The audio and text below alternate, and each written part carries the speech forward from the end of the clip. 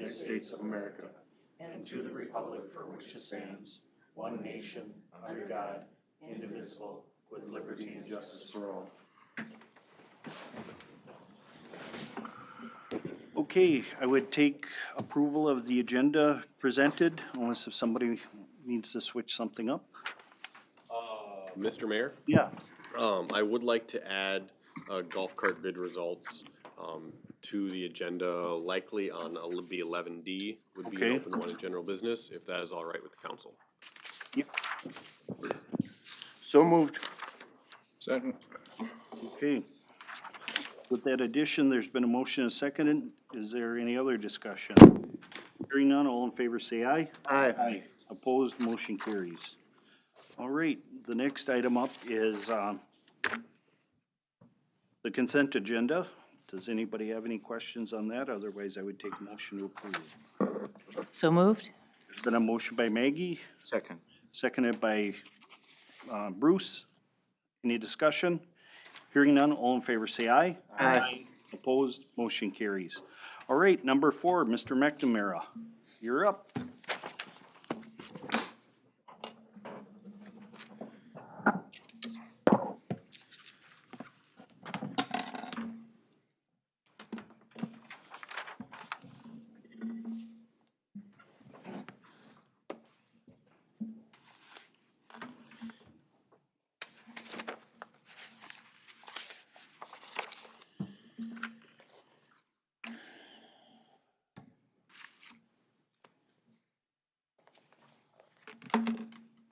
Pretty suspenseful. I know. Waiting for that sound, right? The technology. Hopefully it works. Oh, there we go. I just gotta see it. Perfect. Oh my gosh. Evening, Mayor and Council. It's nice to be here tonight to kind of chat through the final space needs study. I've been working with the city administrator to put together a final report for the council, and tonight we just wanted to do a quick summary, answer any questions that the council might have, and then talk through the phase 1 portion of the project and what some of those next steps might be as we consider that first phase of work. So if you recall from the beginning, we had a kind of a task-by-task process, which really involved a significant amount of interaction with city departments, with city council, looked at the existing buildings, put together kind of a framework for what the condition of the buildings are and some of the things that you might need to continue to look at. Over time, we spent some time figuring out what the short-term, mid-term, and long-term needs were for the departments and for the city as a whole, came up with a number of options that we had presented to the council.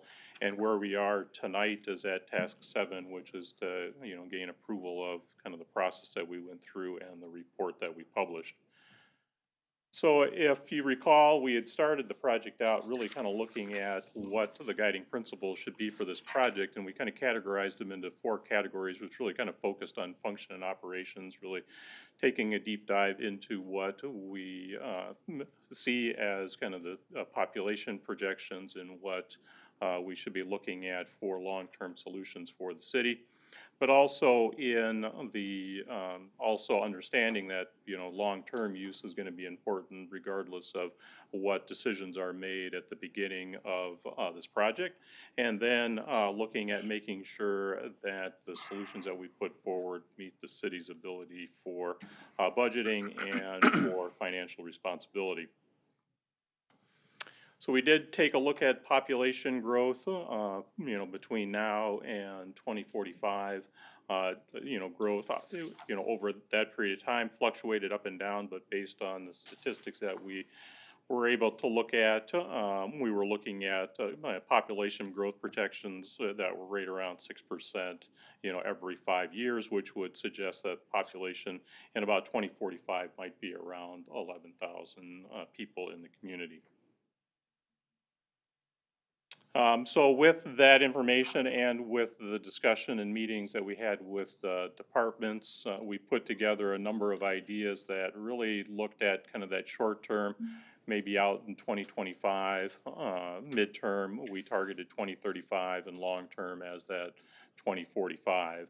And much of those early discussions really revolved around some of the deficiencies here at the City Hall facility and in the police department specifically here. But we also had some conversations related to the oldest part of this building, which is the Parks Garage, and what that replacement might look like. Obviously, there has been some progress made on that since our initial discussions on that, but I think it's important to document that as part of the study process. Midterm, kind of focusing on City Hall itself, and then long-term, taking a look at where fire operations would look out in the future. We spent some time looking at some cost models for each of these, and you can see the numbers there range from 19 million or 18.5 million for the short term, 14.5 million for the midterm, and then 4.7 million long term. Some of the other things that we had looked at was, what would be the scenario if we were to look at a new facility, to take a look at, could this site and facility be used for something else? So our scenario 2 looked at a new City Hall and police facility, similar solutions for the Parks Garage. Midterm looked at, what types of things might need to happen for Public Works and for the utility staff, and then the similar long-term solution for the fire hall.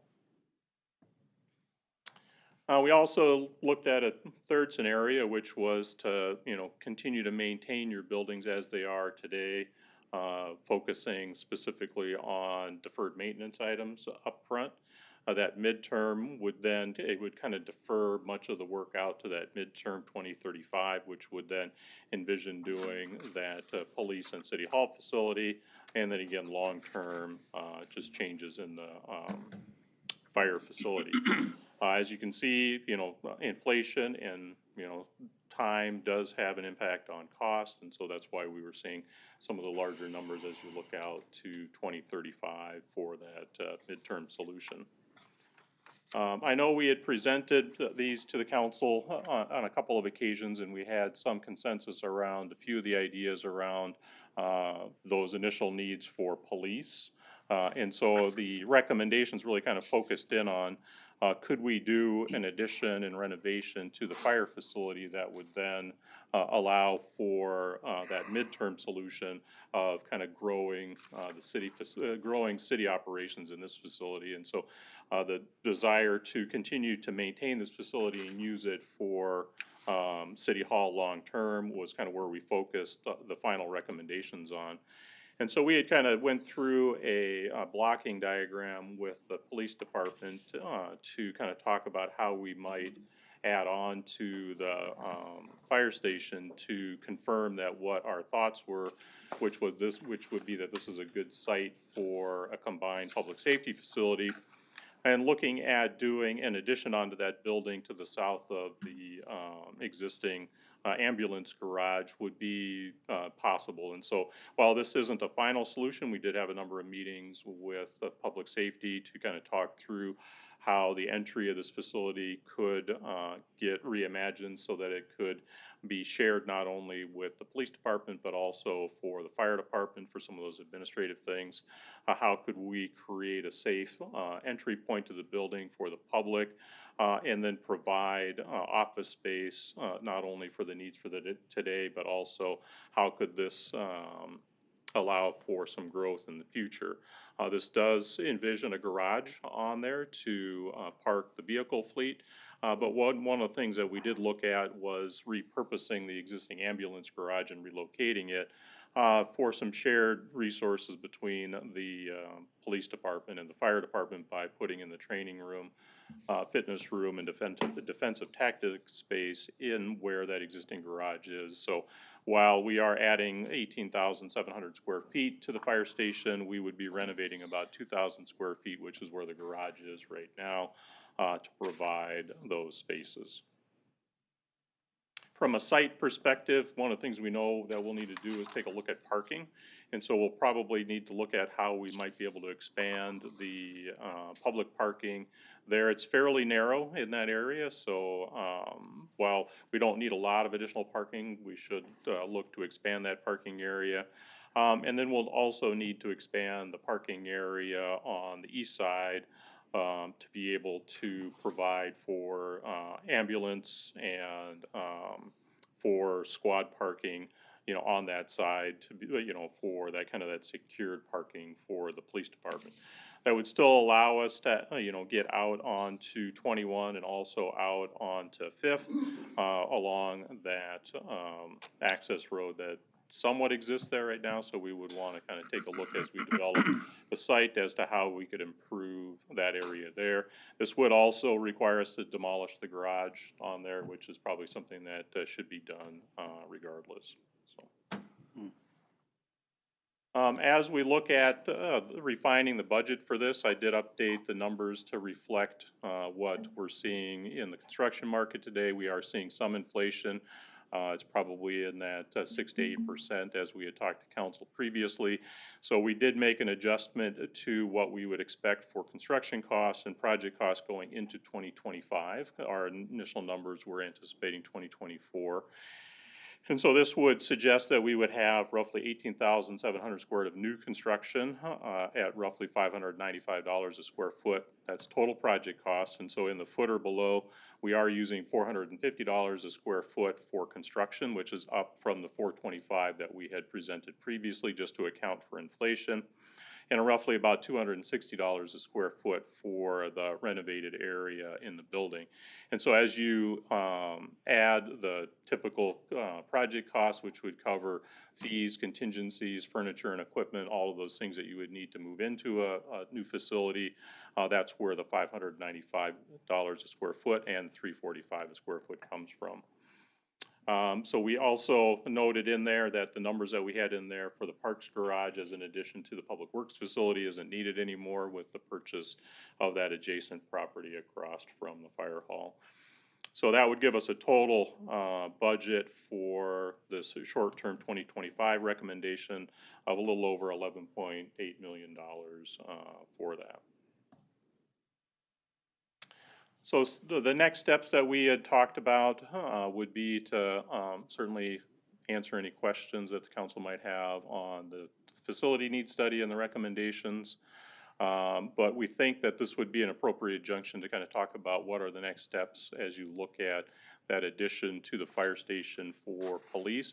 Certainly we've done some initial programming meetings with the police department, but there's a full design process that would be necessary in order to continue on with the design for that, which would inform a number of things. It would allow us to start on some site design out there to make sure that there aren't any issues with developing the site the way that we have outlined there.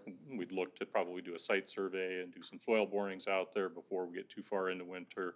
But it would also allow us to refine the floor plan that we came up with, that we'd showed just previously in more detail. That would allow us to do a deeper dive into where we might find some efficiencies, make sure that we've accounted for everything in that facility to meet those short-term needs, and then give us enough detail to be able to engage our cost estimator to verify the costs that we have outlined in the study. So that would be the schematic design phase of the full design project, which we'd outlined in our letter to kind of suggest where we should go next for the facility. So with that, Mayor and Council, I'd answer any questions that you might have on the needs study and recommendations and next steps. I have a question. Why are we building an ambulance garage again? We're not. We're just relocating the one that's there. Because basically what that's showing is it's taking the current existing garage and it's just kind of moving it. And so I guess we're demolishing the one that's there and kind of moving it to a different part of the building. And I guess the reason we're doing it is because we have one currently. I mean, we do currently contract. So I guess that'd be up to the council if it wanted to get rid of the Well, ambulance garage. I guess my point is, you know, maybe they should be paying for some of this, or they, you know, build their own, because I think that's a money saver right there. Not building an ambulance garage, it's a private company. Yep. And if they wanna have a garage located in our public facility, they pay the dollar amount that it's gonna cost, otherwise they're gonna have to find something else. Yeah, that would certainly change a few things in how we're looking at it, so that would be a great Exactly. conversation to have as we look to go forward with this, so. You can't use the existing ambulance, foundation or any of that? We are planning on that, yes. What we're gonna do is take out the concrete slab that's inside the garage area, level the floor out to align with the existing building, but we'd keep the perimeter walls and the roof of that garage. Okay. Yep, And then and that's add where that defensive tactics and fitness room is, and where the men's locker room is. So that footprint kind of aligns with what that existing garage is. Okay, yeah, when you draw it like a bubble, it doesn't, Yeah, Yep. it's rectangle and there's two Yeah. different shapes, okay. I had two other comments, I guess. And I mentioned this to staff earlier about the population growth. I don't know that's gonna change anything we're gonna do here, but I just find that the projection is probably a little aggressive, especially for 2025, which is only a year away. I don't see that we're gonna have enough growth to attain the number that, our starting number sure. here. And I don't think that we have new numbers of the comprehensive plan, or do we? No, we won't have the numbers for the comprehensive plan probably until, I would guess, January, February. And then, as I noted in my email to you, Bruce, that we'll have new estimates from the state demographer for April 1, 2023, in probably April, May timeframe. So we're always about a year behind on that. But as I said, you know, we're maybe a couple hundred people low for where we're at versus where our estimate in the comp plan had it. It's off, it's a little low, but, you know, anything can happen. Obviously, in the next 5 years, that can push us back up to that or above. So it is a complete crystal ball view of that, but based on the information that we have, but you are correct, it'd be slightly lower than what we had anticipated. Well, if you email me, I apologize, because your emails still get blocked for me for some Oh, reason. sorry, I don't I know why did that have all is, that in but the- yours get blocked. Yep. Yeah, just based on number of housing permits, there just isn't any way I could come up with a mathematical number to get us there. And Yep. 200, if you're starting out with 200 less to start Yeah. with, the future number.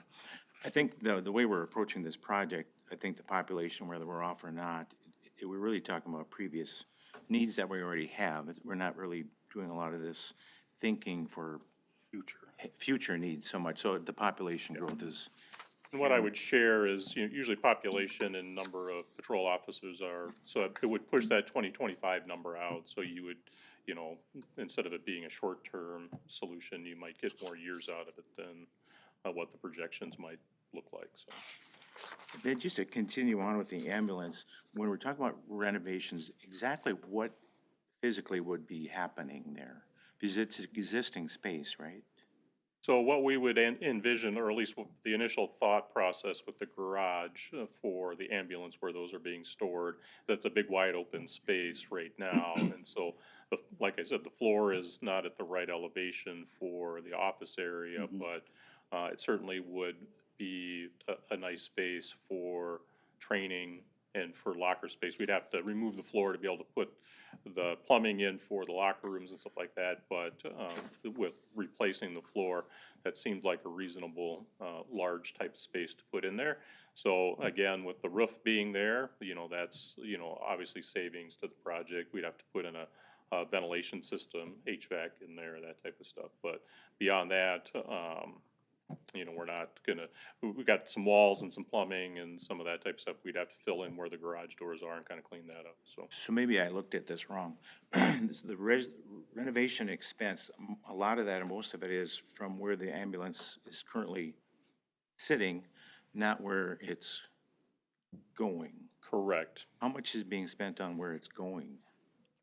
I'd have to break that out. It's just it's that red bubble you see on there that says ambulance garage, so it's roughly about 1,600 square feet. So I'd have to do the math to see it. That is a inexpensive space as you compare it to the total office area Are we expense. adding walls or anything?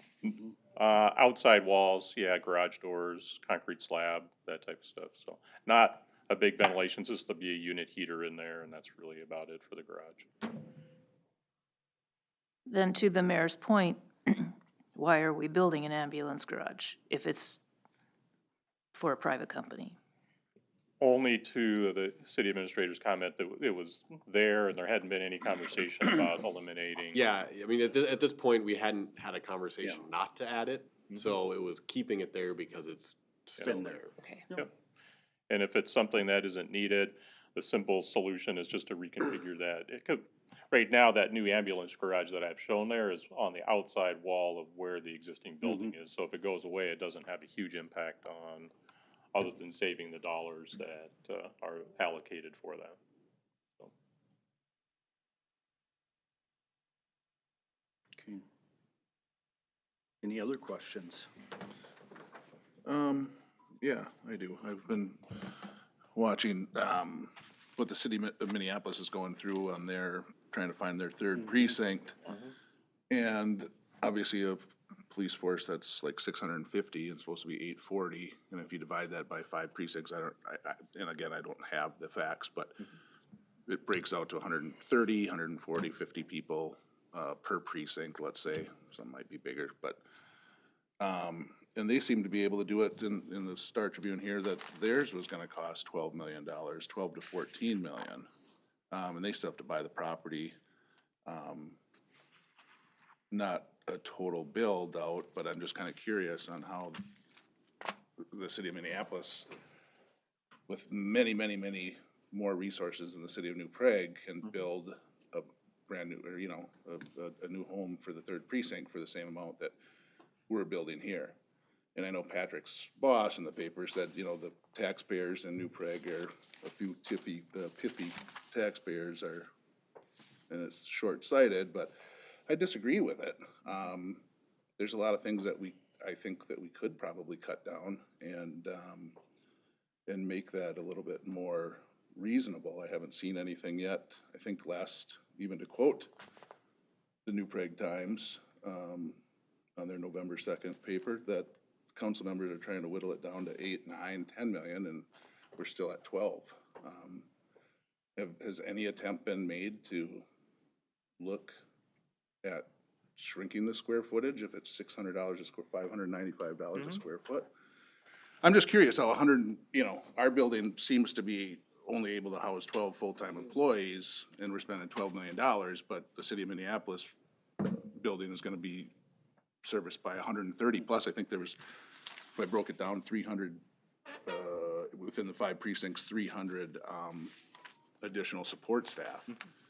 So I'm just curious how that math doesn't seem to work out. And I'm pretty sure the third precinct has a lot more people than the projections, the future projections of 2035 and 2040.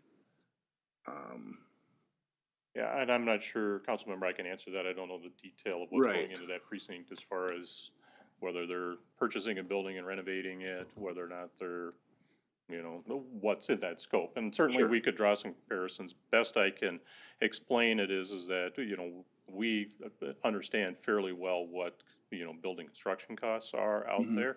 And so the square footage that we have here was based on, you know, current staffing, current best practices, you know, rectifying some issues that are in the current police station that just aren't being done in a way that's appropriate for, you know, public safety. And so much of the square footage here is right sizing to your current needs for the police department as they sit today, with some additional growth for the future. There's a couple of, you know, there's at least one office for the future and a couple of workstations in there for the future. So So certainly we would look to efficiencies as we go through the design process, understanding, you know, that desire to try to manage that budget, but I don't have that answer for you today. No, and it's just more of a statement too. I knew you didn't have those facts, but I appreciate that. and again, I just been following it along in the local Minneapolis paper, but, I'm just curious if so with the purchase of the Public Works facility, I thought that the parks were gonna utilize some of that space, is that not correct? For the building we just purchased? Yes. That is planned to be basically all parks department. Okay, so that will free up that additional garage space over there, won't it? Or, Correct, the garage, yes. Yeah. I mean, free it up, I know that it wasn't in very great condition at all, quite Right. frankly. But yes, once they are completely moved out, then there will not be anybody down in that garage space. Down here, you're talking. when Down you here, say- yeah, whatever Okay. direction that spot is. So there, All I right. don't know how much square feet the Parks Department, but there was a lot of equipment and everything, and it was tight. We took the tour of it, so. No, I just wanted to get it, what you said down there or over there. I Yeah, just yeah, wanted to here at make this sure. building, yes, I understand, yes, I understand that, so. And I just don't know if we've explored that enough, in my mind, to see if we could utilize that space to expand without some of the extras that this, So I know when we walked that space, it was in pretty rough shape. I mean, I don't know, I'm not an architect, but I know we discussed that there weren't many uses for what was down there without basically knocking it to the ground and rebuilding in that spot again. Because as part of the study here, that particular piece of the building would be demolished. If, is my yeah, so I mean, yeah, in theory, if we move forward and say kept City Hall on this site, we'd look to take at least that part of the building down, if not the police part as well, so you can kind of flow everything better. There's quite a bit of elevation change between this building and that Yes, building. yeah. right. Yeah, I knew it wasn't perfect, but, elevation can be utilized by a few stairs too, but, well, I guess I'm at the point where I'd like to see how this is gonna translate to the levy moving forward, in our budget discussions. So are you suggesting that we move to the next phase as far as coming up with a more concrete design and cost? See where that will land? We could, but I would like to, I guess I still haven't heard of any possible skinnying down this overall project. I mean, it's the same storage, the same feet and everything else. The price is only going up, you're right. And I know we have brought it down since the beginning. If you remember right, the initial costs were above 16 million, I believe. And so, I mean, we have brought it down from that. I'd hesitate you skin off enough, we're gonna get in there, and a year and a half after we get in there, we're gonna go, it just feels too small. And I would hate us to be in a situation where we feel like we're already tight on something a year or two after we get in. I thought the major reduction was the cost estimates were higher than they needed to be. Well, I mean, some of that was too, but I know that we also, when we first started talking, we were talking of building for the future, so that Right, way you cutting kind of the size of it, fill into the space over Right. the next 15, 20 years. And I know, after we had kind of our first meeting with that higher number, working with John, and he worked really closely with Tim, we kind of said, okay, well, what are we looking at for today's police department instead of the 2040 department? I think, I remember correctly too, the discussion was, what can you get us for $9 million or whatever that was? Right, comment yeah. Type of thing. Since the past, when we had that discussion, was there any discussion about what that would be? Or have you just decided that? Well, I mean, we did have a conversation with John here a few weeks ago. And it was, we've got this thing pared down. You start making some of these spaces smaller and they kind of stop functioning really as well as they should. Or if you start removing spaces, then you don't have those in there. And so, I mean, it was his professional opinion that if we were, and I guess he can jump in since it is his opinion, but that we took from that conversation that the building's kind of where it needs to be to meet the standards and or best practices of police facilities today, and to go much smaller starts to compromise some of that. I'm not advocating it, but are you saying that you can't answer the question, what can you get for $9 million, or? I could probably give you a hypothetical square footage that you could get to for $9 million, but it'd be significantly less than what the needs were established for the police department, was the point that I made to the administrator, which was that you can build something for $9 million, but will it meet the needs of the department? No. It will not meet, it might meet their current needs, but it certainly will not give you any ability to go beyond what the current needs of the police department are today. And that number that we're seeing, that's inclusive of all of the furniture and that type of thing. So we need to keep that in mind too. It's not just the building and, Yeah. right.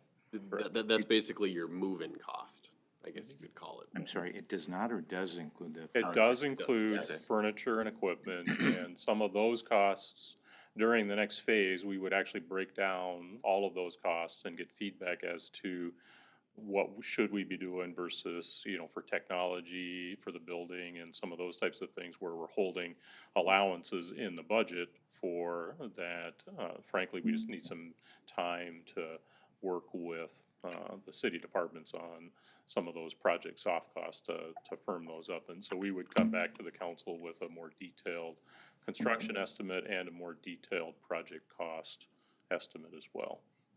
I do have a question, and I'm only gonna use it as a referral because Sean brought it up, but when we built that precinct, we had to use like 1.5 inch Kevlar sheetrock.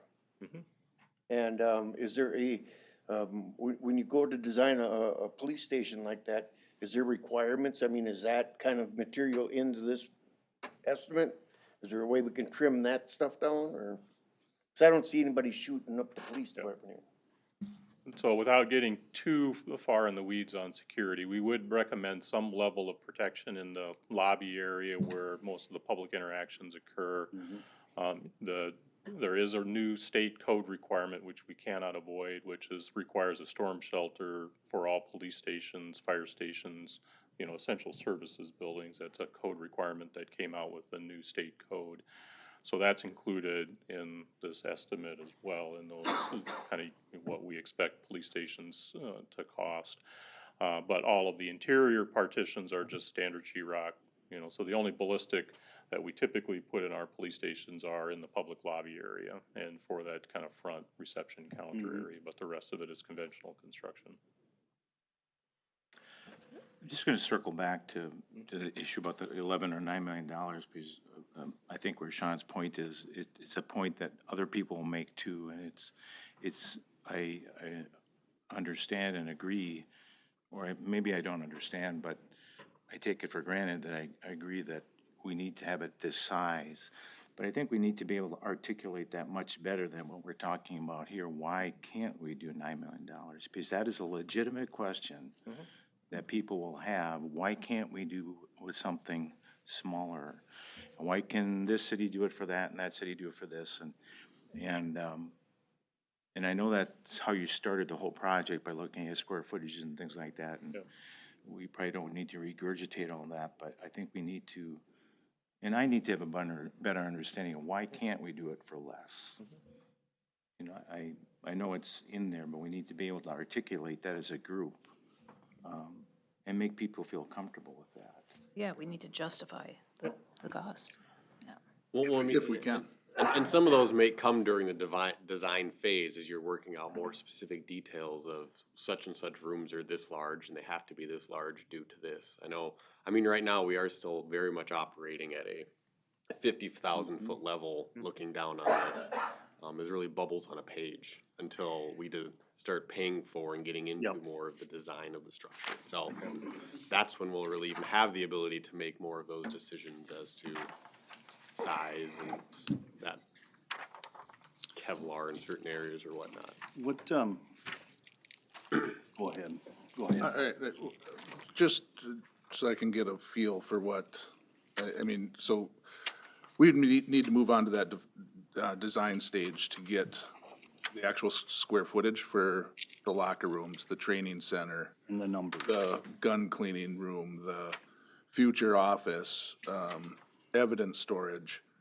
Cause in reality, I don't know how much evidence it is. It seems like we were able to do it. We just did a remodel for it. I haven't heard of any instances where we've lost a criminal case or anything and because somehow the evidence chain was broken or whatever. Do we have that square footage or would that come with the final? We have the raw square footage. What we don't have is the detail as to how it's laid out, and are there some things that we can change in order to either gain some efficiencies or make sure that what we were expecting during the planning stages actually works operationally. Sure. How big is right now, a rough estimate of the fitness center or fitness area? I wanna say it's 800 square feet, 600 to 800 square feet. And the gun cleaning? Gun cleaning is usually Couple around hundred? 100 to 150 square feet, yeah, So 10 by 10 or? yeah. Okay, There's usually a small armory that goes along with that, so, okay. yeah. In the archive records, I don't know how many records that we keep, but that looks like it's 3 times the size of the, and again, I'm just throwing out ideas, but every time that I throw, every time we get rid of a 500 square feet, it's a $25,000 reduction or whatever, so. Yep. Actually, it's probably more than that. I should- Yep, and there are some trade-offs on square footage too, like we can buy, higher density, file storage, which comes at a higher first cost, but it reduces square footage, right? So we haven't had those kind of discussions either at this point in time, so. Yeah, excuse me, I did do my math too quickly in my head, but, yeah, 595 times 500 square feet, which doesn't seem like a whole lot, is $300,000 almost. And I mean, I do think you have to be careful too, like, you can't just say, we'll lop off 1,000 square feet and save $50,000 or whatnot. But again, I have to sell it to the public. No, Yeah, no, so and I fully They're gonna say, understand that. why do I have to go and pay Anytime Fitness, but yet 12 police officers get to use a workout room for free? When we already own half of a community center with a workout room. No, I'd rather give them free memberships over there and let them go work out across the street.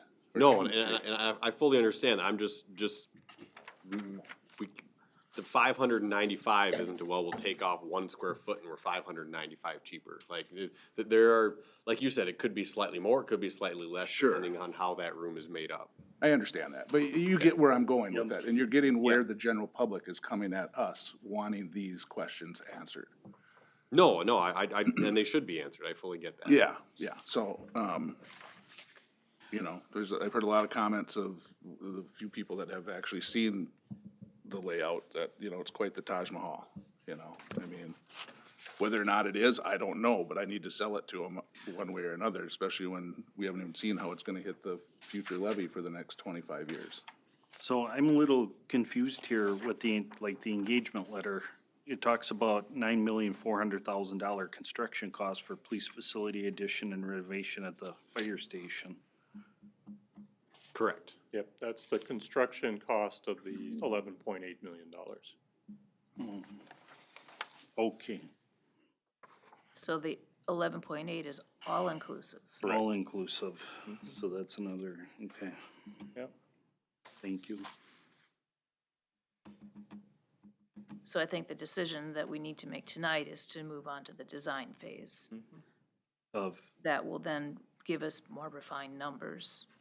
And to be clear, we're only suggesting the first phase of design, because obviously there's a lot of questions that still are remaining that frankly, I can't answer them all until we get further into the design process. And, I would love to have, additional engagement at a work session or however you'd like to do it, to kind of talk through some of those detailed questions that, certainly are important, but it'll bog down, the but process. right now, we're just kinda chasing our tails. I mean, there's a point. Yep. No, even the parking garage, I mean, I know we have to process a few cars or whatever, I don't have the exact figures of what it is, and,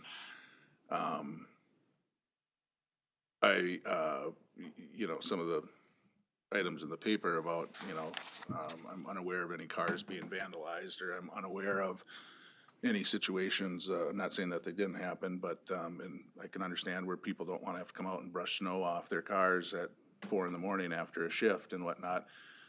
But the cars that we, or even the cars that we spend $56,000 on, I think was our last one, that city property that the police use, sit outside, but we rotate those cars every few years. So I don't know about anybody else, but I mean, I have a 3-car garage, and unfortunately my kids and my wife get a park in the garage, and mine sits out.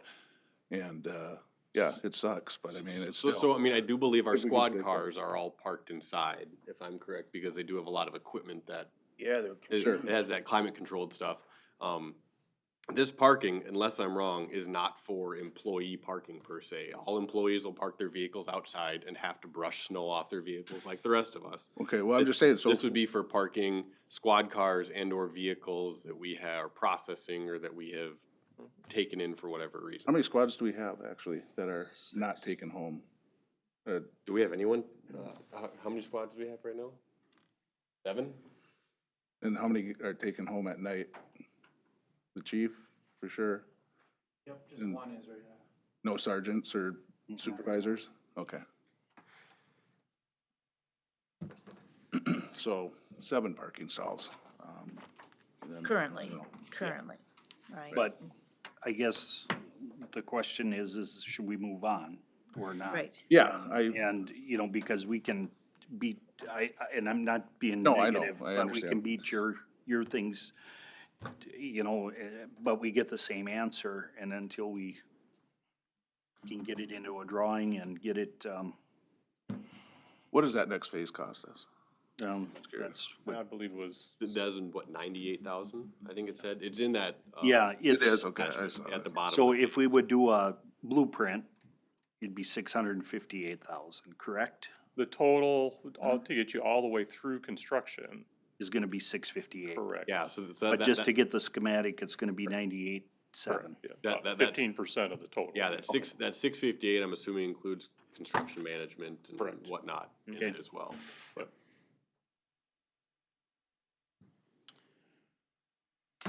Are we putting the cart before the horse? I don't know, Bruce, to your point, I mean, have we had a discussion on trying to make it less expensive?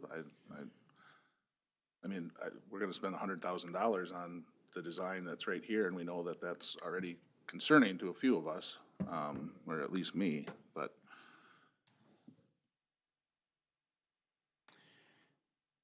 Well, I think we have to take a step at a time, and unfortunately, we don't have perfect information, and we have uncertain, until we get some more answers, I think we have to walk it. Because I do have questions of what the originally effect on the levy would be and how much the taxpayer, individual homeowner is gonna pay, so that is a question. and yeah, I If, mean, if there's a way that our financing it and gonna be able to handle that, and maybe keep the payments lower in the beginning, and we haven't seen the detail of how that would work, but I'm thinking that there's a way that can work, and that's why I'm kind of supportive of moving forward, but we don't actually have those answers yet, but. yeah, so, and I have shared, and I can certainly send them to you guys again, kind of what estimates would look like on a $12 million project, with estimated repayment to 25 years at roughly 4%, which is the numbers that we've gotten from Baker Tilly, and kind of how that would affect the overall levy right now. If we went off of 2024's projected levy right now, you'd be looking at roughly a 15% increase on that. With, if you say a $350,000 house would be looking at roughly $230 per year for that. And I can certainly share all those numbers again with you guys if you would like. In terms of repayment on bonds, I like that. I mean, it's something we have the option of setting up with just about every single project. We want to kind of front load, we want to back load, pay more interest early on. And so I do think we certainly have that flexibility and would work with our financial advisors to set those up when we go to sell those bonds. Well, I think that maybe to see the numbers would be good to see them again, but I remember thinking that there's something we would either have to do with the initial payments to try to keep the overall principal of the city at a low enough number so it doesn't go up, so it doesn't affect our levy, that 16% or whatever that number is. And really to kind of understand what is this gonna do in the next 5 years, 10 years type of thing. Yep. I mean, there'll certainly be some juggling, I guess, as you're trying to play those numbers a little bit. And I mean, those numbers will also probably be affected by the next year or two of street projects that we're trying to get those all wrapped up. Right now, if we were to take this and roll with it and build in 25, our first bond payments probably wouldn't come till 26. Either, I mean, so that does buy a couple years. I think it was 27, Robin, when stuff started not necessarily dropping off bond-wise, but payments started, and our current projections start nosediving quite a bit as well. So, I mean, there's certainly numbers to work out, and as we get deeper into the process, like, we'll be able to say more, with more accuracy, okay, how are we going to try to play this out in terms of getting these payments started? Yeah, in my mind, if we can keep it below 50% tax capacity rate, I forget in the budget, we're 43% or something like that. Yep, yeah, so yeah, 43.3 or something. the current estimate hits at 49.1%. Yeah, I don't know if, I can't recall if we do some massaging, if we can keep it below 50 or something. And that's just a number in my mind that I'm comfortable with. I don't know much more than that, but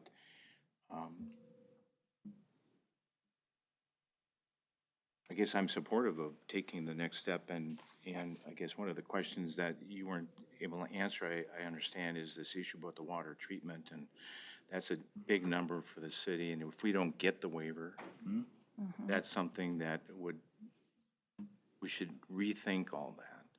Is that something that could hit us in the next 5 years?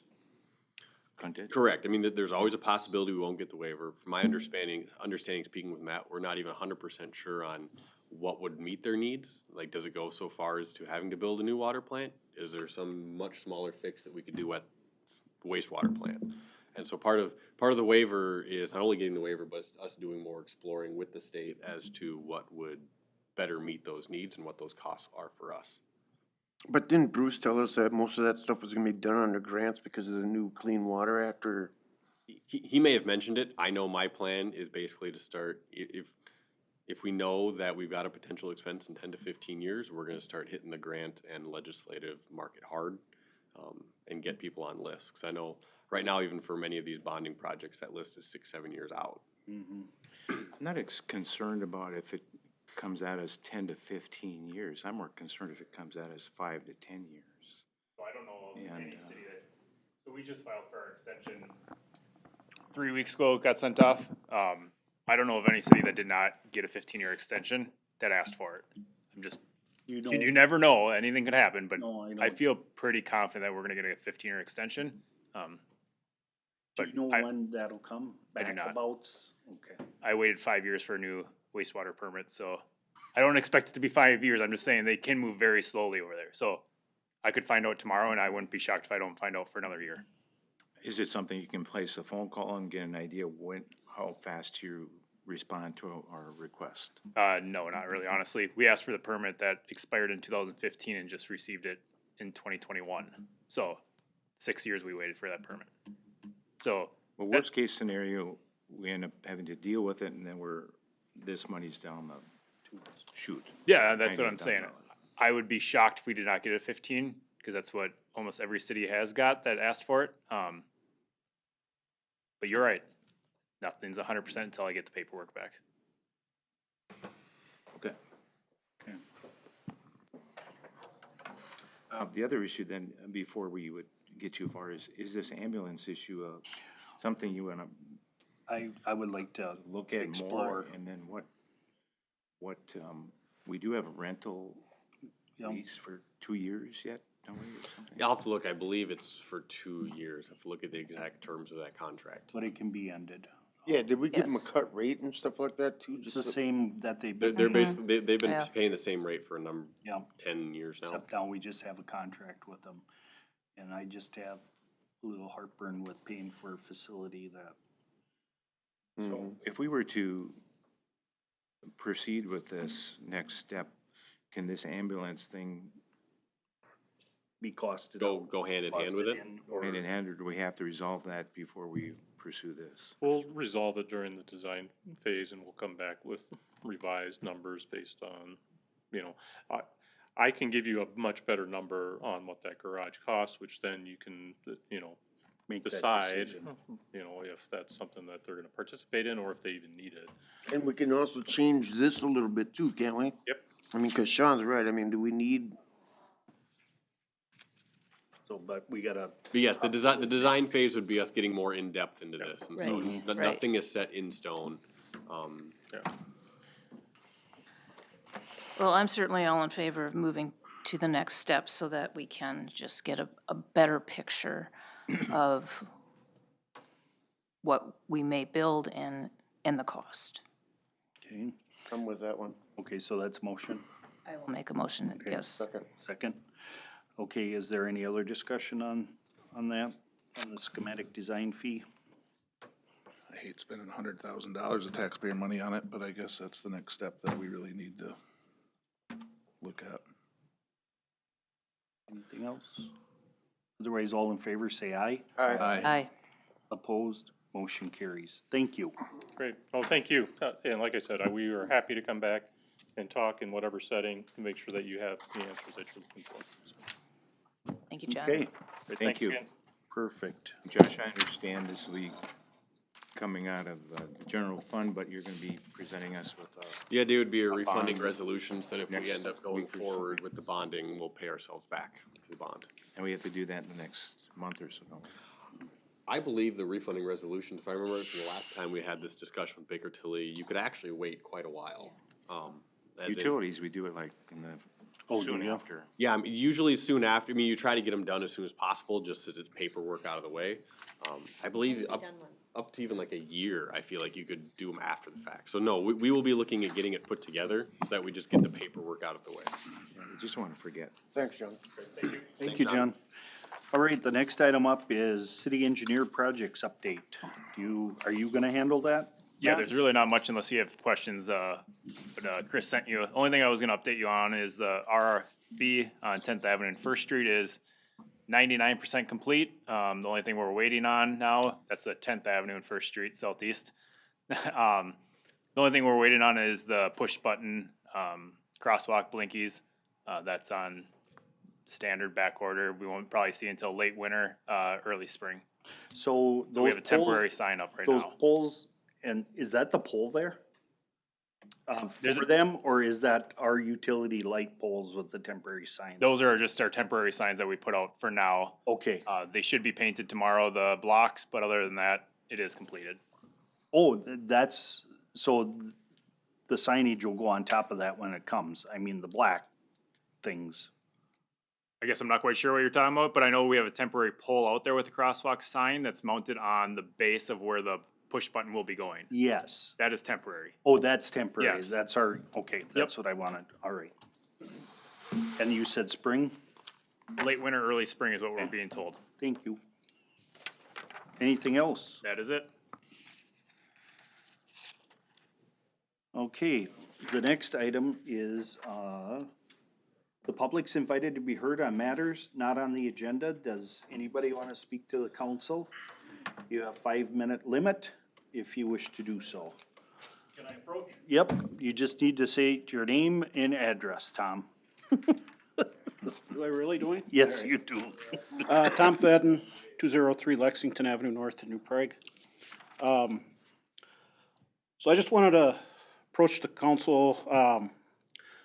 My wife and I had an unfortunate incident several weeks ago where she became very sick and dropped at home. And I'm just here tonight to thank Chief, actually not, the chief didn't respond.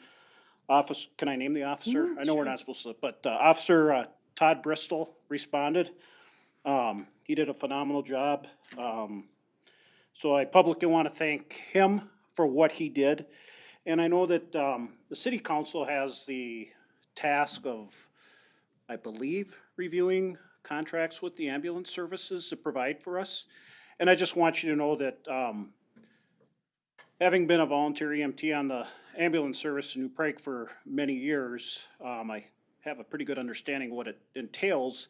And I was impressed with the quality of service we received from the paramedic that responded. I don't recall his name, but it was very reassuring that when one of the the gal that walked through, Pam Schaembauer, I mean, I've known Pam since I was a kid. I mean, it was just, having local faces, people, it was really reassuring. So I just want to show my appreciation for the quality of service we received from the police department. I think my wife might have sent an email or something, thanking them. And I just, I appreciate what we received from the city of New Prague. So, that was the purpose of me coming here tonight.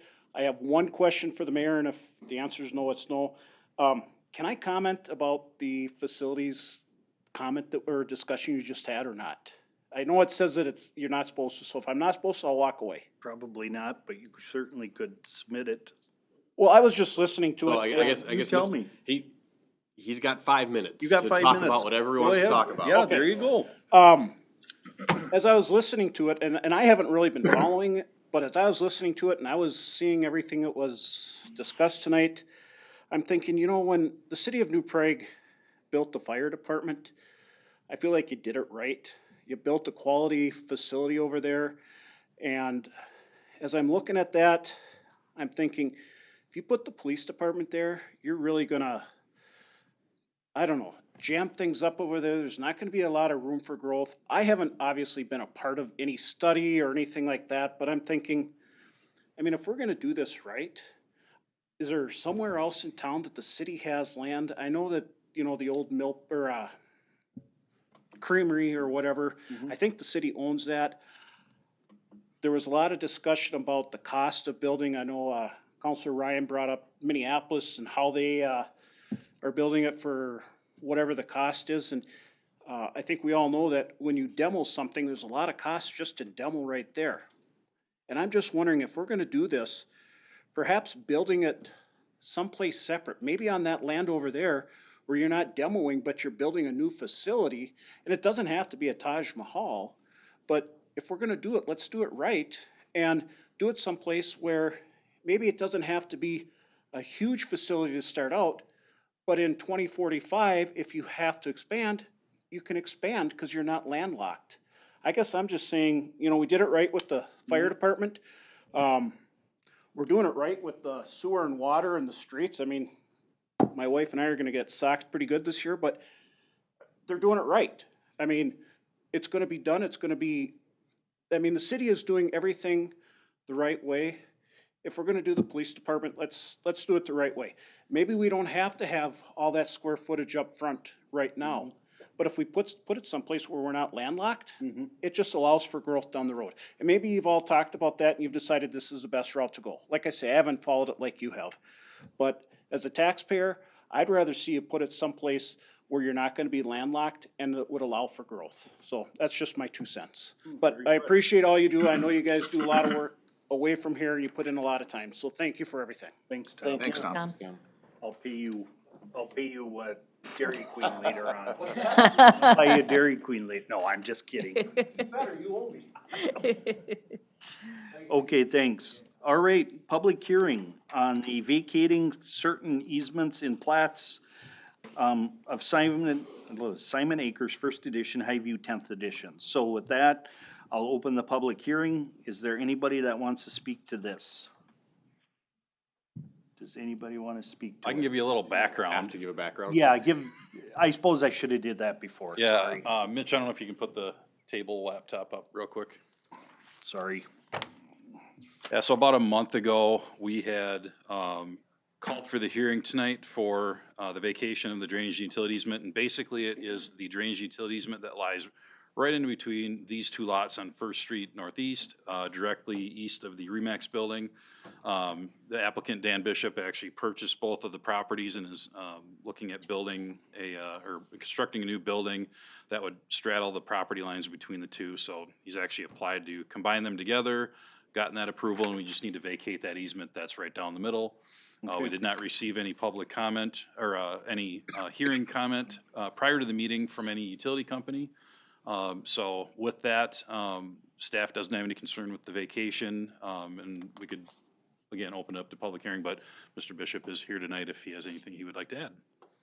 Nothing to add, more just, I wanted to hopefully make it here in time in case anyone had questions from the council or any of you guys. Ken and Kira have been awesome. This is not my wheelhouse. So going down this the first time, like Ken met with me very early on and was very helpful. And then him and Kira, like throughout this whole process, Kira especially, the paperwork going up to Scott County to get the lots combined was like not logical in my sense. Yeah, it's a lot of fun. In my mind, so to get that done, but yeah, as Ken said, the lots are now combined. We have one property ID.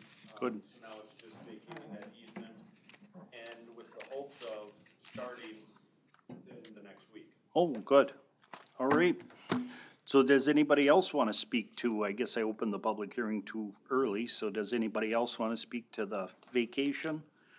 Going once, going twice? Go ahead. No, I was just Sorry. gonna ask Dan, just cause I know he's an Yep. avid golfer, if the new building will have a putting green. It was Oh, just well, yeah. I think back that, there probably. that left side, There is space. Yeah. Certainly, yeah, to the north out by the pond, there's a lot of, I could have a bunker, I could have a chipping green, who knows, but first order of business is to get the building up so that me and my support staff can get out of our basements and back into an office, so, there'll be something golf for sure. good. Okay, so with that, I take a motion to close the public hearing. So moved. There's been a motion, is there a second? I'll second. And Maggie seconded it. All in favor say aye. Aye. Opposed, motion carries. Next, we're up to ordinances for introduction, vacating certain easements in plat of Whispering Pines. So we gotta set another public hearing date. Yep, so Mitch, if you could put my laptop back up on there. Yeah, so Simon and Sarah Kalla have applied for a partial vacation of the drainage utility easement. This map doesn't mean much when you look at it, but their home is actually located on that south lot, the longer lot there. And they're in the middle of constructing a pool house and an in-ground pool. And when we were reviewing the pool house permit, they found out, as we pointed out on their survey, that there was a 10-foot drainage utility easement along that, what would be their south lot line. They were not aware of that before they applied for the permit. They asked if that could be reduced. Normally, we would only have a 5-foot drainage utility easement along a side lot line like that. Talked with Matt and Bruce if we had any city utilities in there. We do not. So they went ahead and made the application to reduce it from, again, a 10-foot easement down to 5 foot. They can't build the building up to the 5-foot line. There's a 6-foot minimum setback for any accessory building anyway, but this would allow them to build to the normal 6-foot setback that we have to a property line for an accessory building. So that is what they're looking to do, and this would, again, tonight, just look for a resolution to call for the hearing for December 4th. And then we would look to also introduce the ordinance that would vacate this north 5 foot of that 10-foot drainage utility easement, subject obviously to the public hearing that we would have on December 4th to get utility company input, and then the neighboring property owners, should they have any concern about that as well. Okay, I'd make a motion to pass resolution 23-110601, setting a public hearing to vacate certain easements in the plat of Whispering Pine. okay, there's been a motion by Bruce, is there a second? Second. And seconded by Sean. Any other discussion? Hearing none, all in favor say aye. Aye. Opposed, motion carries. All right, now we're up to ordinance number 343, which is the vacating of certain easements in the plat of Simon Acres, first edition, and Highview, 10th edition. So this would be the first reading? Nope, this is the second reading. This is the second reading. For the one you set the public hearing for. Okay, so this is the second reading of that ordinance. I would take a motion. So moved. Rick made the motion. Is there a second? I'll second. Okay, Maggie seconded it. Any other discussion? Hearing none, all in favor say aye. Aye. Opposed, motion carries. You're set. The next item is the residential rental ordinance unit inspections. So this is the second reading of this one, correct? Cause I was. Correct, second reading of the rental ordinance at tonight's meeting. I don't really have anything to add from the last time when we introduced it at the last meeting. Again, this would take effect on January 1 of 2024, when we would start basically doing inspections after that point. And we, as we talked, we would have the licenses expiring on off years depending on which side of the county line you're on. So we would stagger them so we don't have every inspection due at one time period. And then the only other thing I wanted to point out was we had talked about the fees for the ordinance that were recommended by the task force, and we have prepared a resolution amending the fee schedule so that every unit would be $100 per 2-year period, which, again, we had talked last time, could go up to a 4-year time period. And then we would have any additional unit over that first unit be $25 additional. So that is what we have in the fee schedule resolution for review and approval here tonight. And then finally, if you adopt the ordinance, we would look to have a resolution approving summary publication to avoid publishing 13 pages in the New Prague Times of that ordinance. So Question about the action, ordinance 344, if you pass 344, does that automatically pass resolution 02 and 03? no, we would No. need to do those separately. Nope. So you really don't even need to take action on ordinance 344, you need resolution. No, we need all second reading. 3 actions. Okay, well, I'll move, ordinance 344, residential rental dwelling unit inspection. Second reading. Okay, is there a second? I'll second. Okay, there's been a second by Maggie. Any other discussion? Hearing none, all in favor say aye. Aye. Opposed, motion carries. Then we need a motion for resolution 23-1106-02. I will make a motion to approve resolution 23-1106-02, approving the publication of ordinance 344 by title and summary. Okay, Second. there's been a motion by Maggie, seconded by Bruce. Any other discussion? Hearing none, all in favor say aye. Aye. Aye, opposed, motion carries. And then we need resolution 23-1106-03, amending the fee schedule. So moved. Second. Okay, motion by Maggie, seconded by Bruce to amend the fee schedule.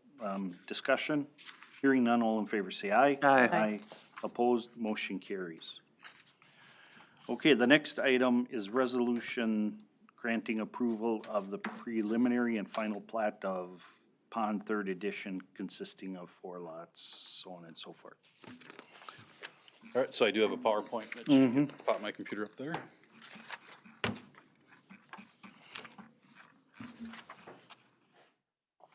All right, so just have a summary of the planning commission action taken on the preliminary and final plat of Pond Third Edition. Again, this is a request by Michael Wynot, requesting this preliminary and final plat.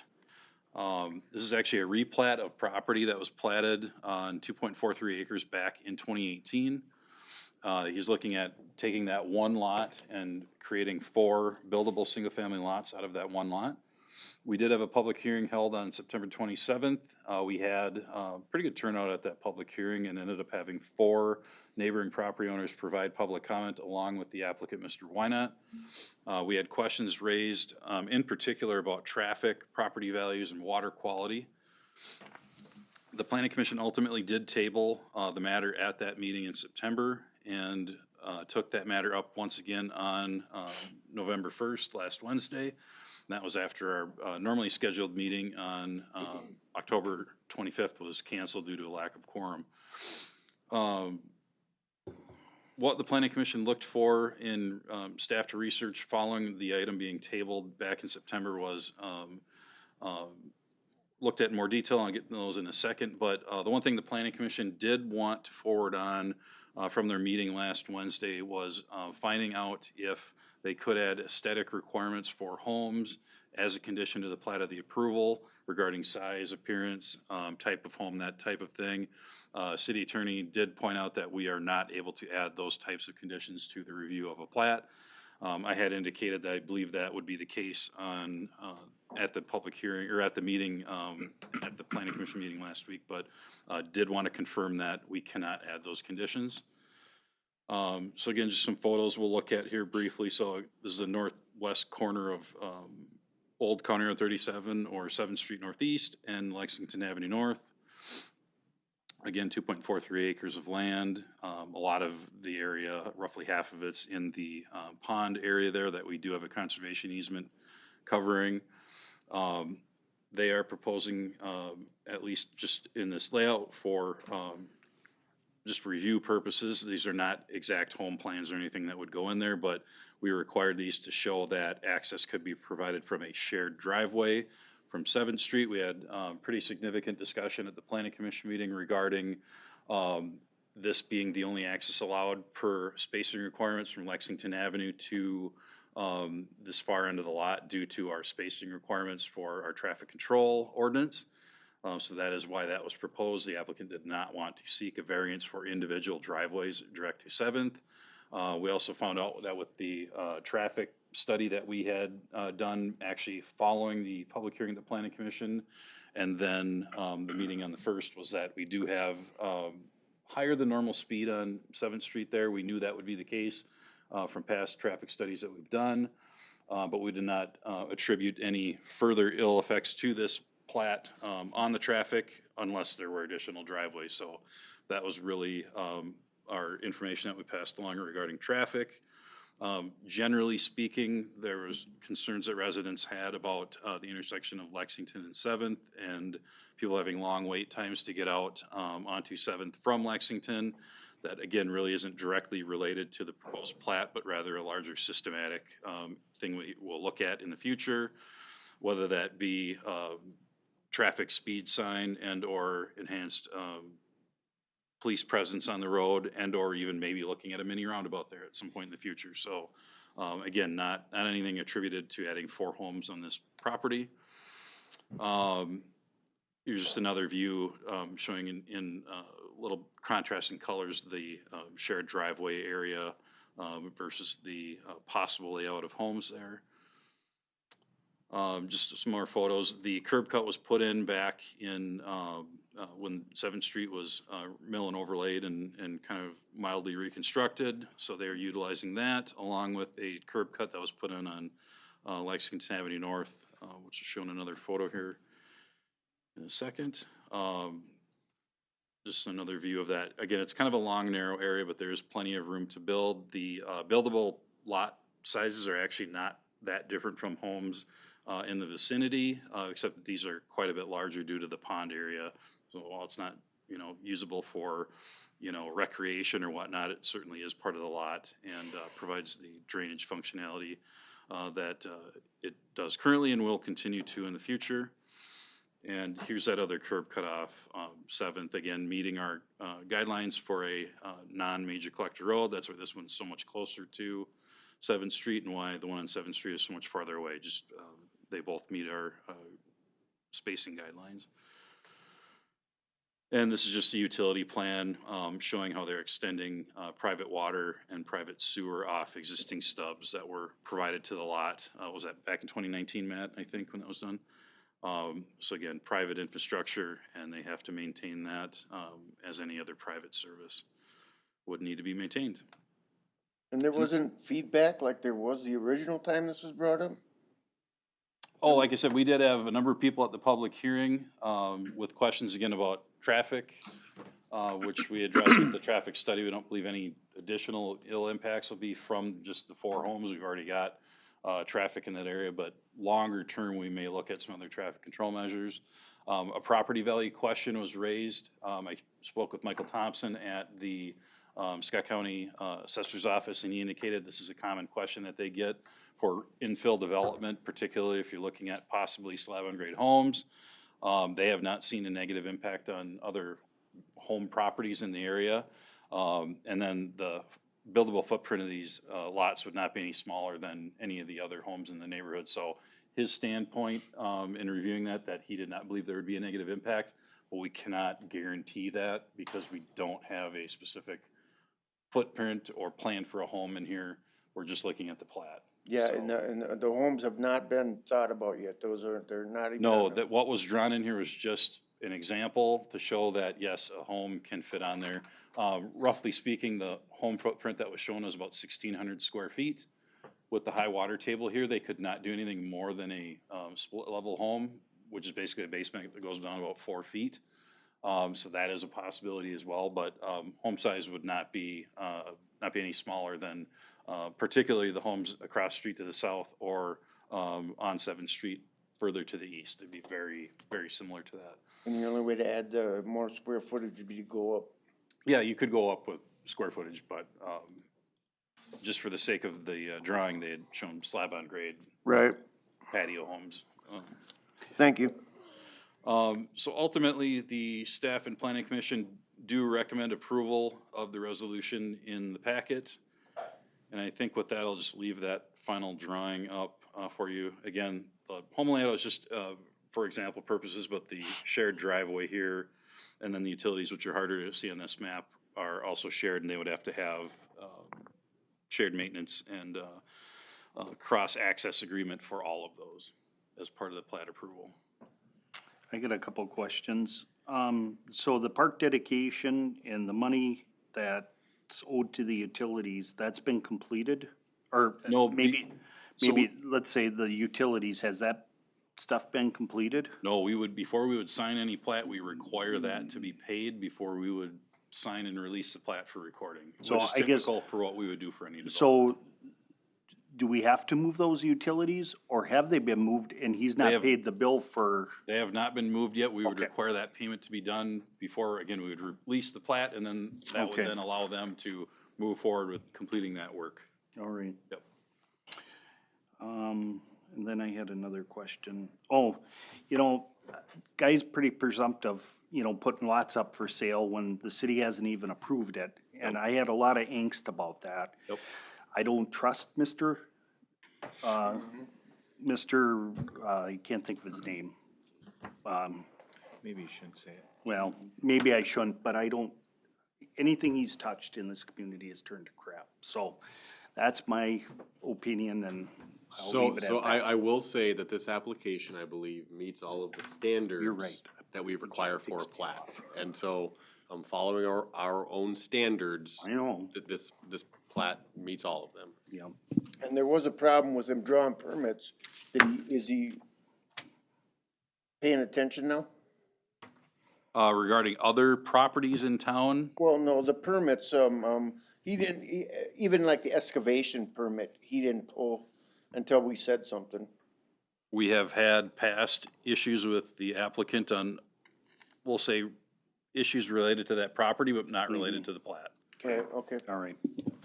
So, And this is zoned residential, Zone residential, single family. so no manufactured homes. We do allow modular homes. Okay. But they have to meet building code like any other home would. So from that standpoint, there's nothing we can regulate. That would be illegal to regulate that any further than they just have to meet building code. I agree with you, Dwayne. I just have a quick question. So did we ever put, I think that the neighborhood was concerned that they would all be the same style house, same materials, maybe a different color, slight verification, or variations, and that they'd turn into rentals, which would change the dynamic of it, and ultimately, I believe. Do we have any ability to limit the number of rentals in a single-family area? We do not have that ability. We actually had looked at that back in 2008 when we looked at our initial renter registration program. Yeah. And while some cities have tried that, they've been challenged and typically they've failed on that. They have, okay. Particularly when it sets up a situation where, you know, somebody grabs up rental licenses on a block or whatever. You can set up, some cities set up, you know, 20% of a block can be rental or not, and that's been challenged legally in a number of areas, so. And no, it's nothing there is no standard that says a city can limit to 50% or 20%? No.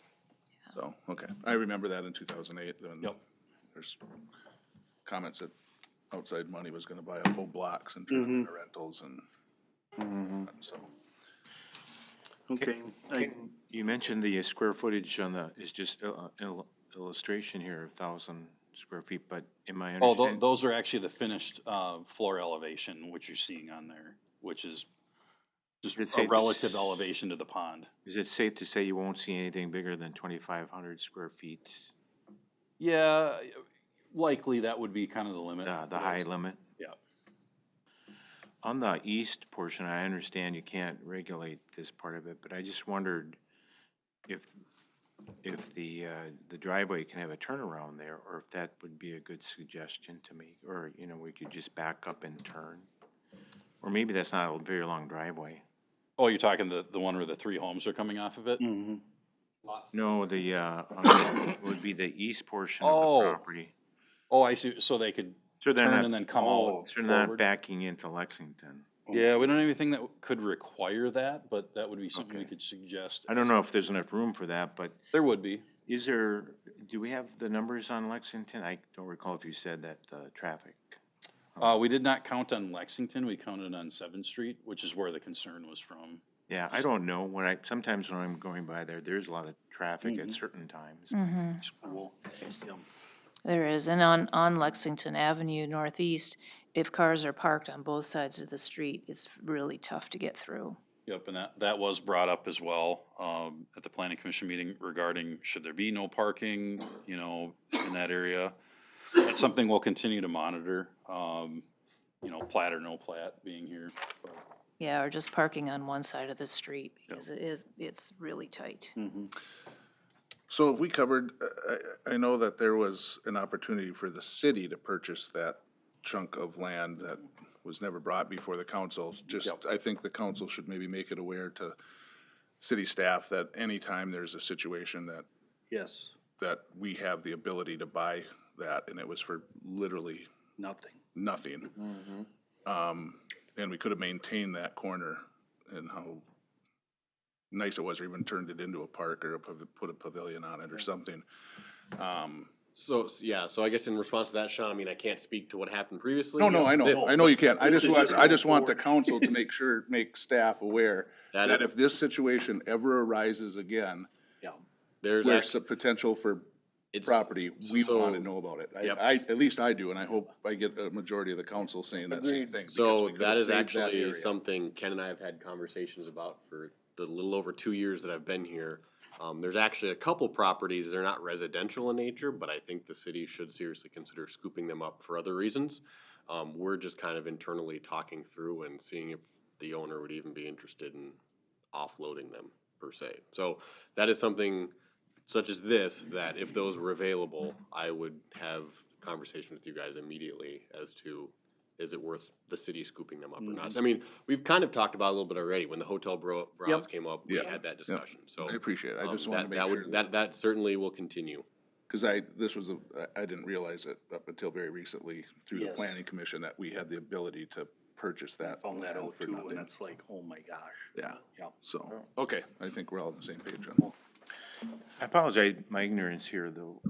So we're changing the plat to 4 individual lots? Correct, So lot 2 and 3 will be 2 individual lots with the shared, correct. so 0 lot line there? Oh, no, there's not a 0 lot line. They're still needing to meet the setback. The lot line would be 0 on the driveway, but we don't have a requirement for a driveway setback, so it's not a variance from anything. But there's no utility easements? There's or no anything? utility easement through there. And so is there gonna be driveway agreements going Yes. with the owners? Yes, On that? yep, and for the utilities as well. And then the lot 4 has the long area of maintenance going all the way on the east side of the pond. And actually, everything from, well, I guess it would be just north of the driveway would be no mow, because we have the conservation easement there. Oh, okay. So, well, other than a strip right along the back of the curb, but other than that, yeah, it's a no mow area there. So there isn't much maintenance there? No. And just another quick question, is there the ability to limit shared driveways? I just see so much potential for problems in a shared driveway, that somebody blew snow on my side of the driveway, or you're parked over the center line and on my, yeah, I mean, there's just so many problems that can happen with shared driveways. Matter of fact, I just watched something on TV the other day on a crime that occurred. Over that. Over that, yeah. But is there an ordinance or something that we should be looking at that would maybe prevent So Sure. it would be amending our, basically our parking and shared driveway ordinance where we do allow it, as long as you have an agreement. So if that's something you would like to look into, we could do that. I would like to, you can ask the rest of the council, but. I guess being from the job I did, we had a lot of disputes over shared driveways. You know, they came together and then they had one exit, and oh my gosh. Oh, when you were with the sheriff's department, yeah. Yep. So, yeah, there's just so much potential for I agree. problems that I'd like to hear what the rest of the council says. Maybe we could relook at it. I don't know where it sits right now, but. Yeah, but, And, yeah, and I would say, probably one way of maybe still considering allowing them would be through a plan unit development type process, which this was not. yeah. Where then you could look at, that situation and have conditions. Okay. Am I the only one that would like to Yeah, explore no, that? But I we're, think it's a big issue. I think you have to kind of Yeah. think about the Yeah. whole thing, because there's also a philosophy where you want to reduce curb cuts. So Mm, there's yep, benefits of exactly. safety with having No, one I curb understand. cut. I'm And not saying so- I'm totally sold on And then it. you've got it's cheaper, obviously, to build and sell a house if you have a shared driveway than if you do two separate driveways. So there's a cost element to it. But- So I will say this, we can certainly always exploring stuff like Yeah. that, but let's try to keep it yeah, on the we plat gotta for right get it now. on the plat, Yes, back yes. on the plat here.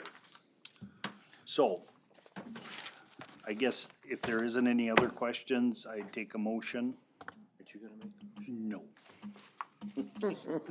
Thank you. I move approval of resolution 23-110604. Is there a second? I'll second it, but hold my nose for the second time tonight. Hold That your where nose? we're forced into voting for Yeah, something that no, I agree. has a lot of potential for Okay, Issues. issues, so, yes. yeah, So I'll second. okay, Sean made the second. Is there any other discussion? All in favor, say aye. Aye. Opposed, motion carries. Okay, general business, sustainability policy. Yes, so policies, as you guys may or may not know, are kind of the backbone of what staff helps use as direction for how you'd like to proceed on many different items. Initially, when we were looking at Green Step cities with the planning commission, it was our Green Step team, I think is their official title. Hopefully some mic somewhere was picking me up. We're kind of nailing down some of the kind of easier ones, and one of the easier one was to create a policy on sustainable procurement. Basically, when we look to buy things, we are looking to be responsible not only from, say, an environmental perspective, but maybe also from a financial perspective, trying to source things more locally, that sort of thing. As staff was working on a sustainable procurement policy, we also realized that many cities in general have kind of a blanket sustainability policy that kind of overarches many of it. And that's kind of where we'll start then for right now. The sustainability policy, I guess, in front of you really just says that the city is kind of committed to creating a vibrant economy where businesses can flourish. Will take natural resources kind of into account when it makes decisions, as well as social equity from a perspective of every city in, or every neighborhood in the city deserves to have the same safe roads, access to education, health services, that sort of thing. So I've really got two policies here in front of you tonight, requesting either comment or approval on. The first one being a kind of blanket sustainability policy, and then the second being a more specific underneath it sustainable procurement policy, and kind of the decision staff will go through when it's looking to purchase just about anything. Like I said, not only taking environmental aspects into account, but also financial aspects and health and human aspects basically as well. So I guess, are there any questions that you all have for me? I know the planning commission looked at these. One of their things that they wanted to add was they wanted to add to this procurement one, basically using local businesses and vendors whenever reasonable, not only to support local vendors, but also from a sustainability aspect of not trucking, keeping the trucking of goods or driving 40 miles to get a part when we could have gotten the part locally down. So I guess I will stand for any questions you have at this time. You had the park board look at it, or, I'm sorry, The planning commission. planning commission. Correct. What about having the other, like the park board? So the reason why the planning commission looked at it was like, they are our green step coordination team. Gotcha. And the policies were kind of first put together under guidance of the green step program. And so that's why they looked at it. Okay. And we had some concerns about the cost of it and whatnot, but after we got some answers from Josh that or from Ken at that time, I think. Do we have a set number that we are okay with, or can we set a number, like we'll pay 10% more to meet the quota for the sustainability? And I think that's something we can certainly set. I know, so I will say these are certainly policies, they're not written in stone rules. And part of the sustainability in my mind is being fiscally sustainable as well. It makes no sense to go spend 200% more to save very little if you're saving anything at all. And so many of the same buying decisions will still come back to you guys. It'll be if we're looking to source out, we'll say some piece of equipment for the Parks Department, we may take sustainability into account. And so when we bring forward the bids, we'll say, we've got these 3 bids in front of you.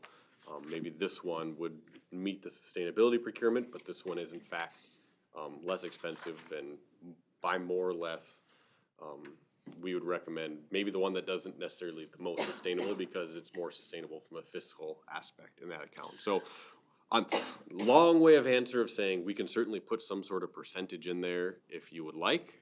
I don't know if it's necessarily necessary, because this is more directive for staff on before we come to you guys for the final approval on stuff. How are we seeking things out?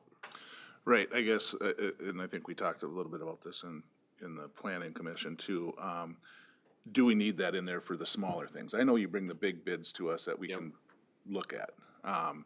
But there is a lot of things that you have to do on a day-to-day basis that cost hundreds of thousands of dollars at the end of the year, I'm sure, that never make it to the council. And I guess, do we need something in there that says that we won't go over a particular percentage of what we could get that for? So that was the question. And also, I've run into situations, I've heard from other people that decisions were made against one company over another company based on political views. And it could go either way. Oh, I don't like these guys because the owner did this to this party and the owner did this to that party. And they're making decisions on that. I don't want to get into that kind of a sticky I thing. 100% agree that I do not want to get into the middle of that. And then kind of use the sustainability though, that, well, this bank lent money to this cause, to Big Oil, or whatever it might be, you know, and so we're not gonna use that bank. I wanna use this bank who's already had a different agenda, but maybe the fees are higher, or whatever. You know what I mean? I don't wanna get into that situation too. It seems like it can limit us, and I just wanna make clear that that doesn't. Yep, I mean, I 100% agree that I would not want to, I mean, I would argue city staff, we are supposed to be the least partisan completely possible. We are here to do a job and serve everybody, regardless of what their political beliefs are. And I don't know how I'd write something like that into a sustainability policy. We can certainly,